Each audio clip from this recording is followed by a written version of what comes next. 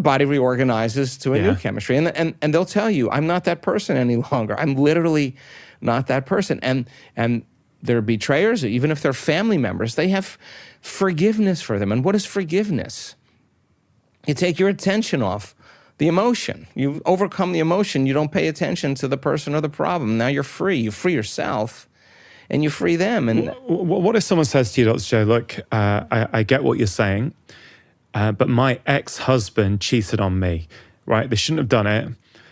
I cannot forgive them for what they did. And the reason I'm asking is because this is exactly what happened with one of my patients. Because this often happens. So I talk a lot about forgiveness.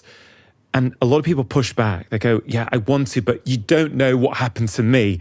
This was really, really bad. It's like, this cannot be forgiven. What would you say to that person? I'd say to them, I want you to think about something in your life that you've done that you would like forgiveness for, that you don't feel good about. And forgive that person in the way that you would want to be forgiven, and you would be forgiven yourself. I mean, we've all had indiscretions. Nobody's perfect. So that person that is in that state is still in the emotional state.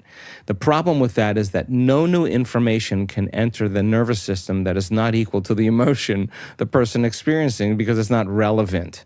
So the question really is how long do you want to do that?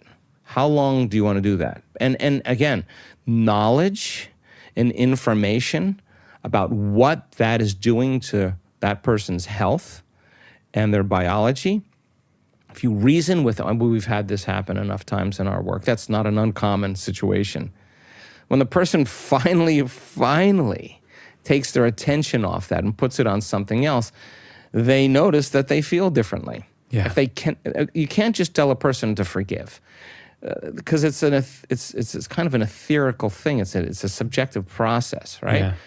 So we've seen this. Our oxytocin levels in a lot of our participants go up 200 times, right? That's a lot of love.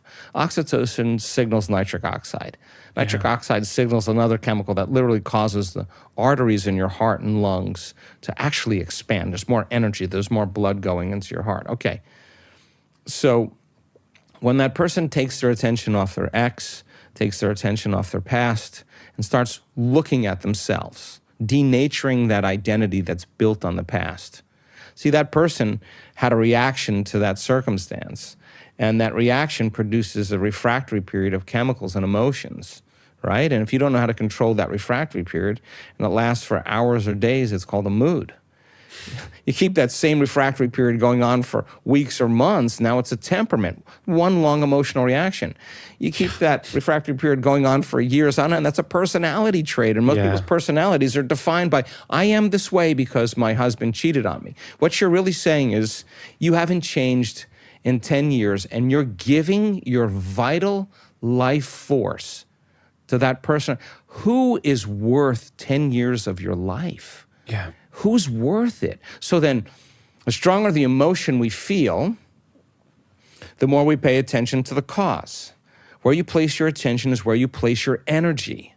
That person's giving their vital life force to heal, their life force to change to that person or that circumstance. Lower the volume to that emotion. Yeah. You take your attention off that person or problem. It's not the person or the problem.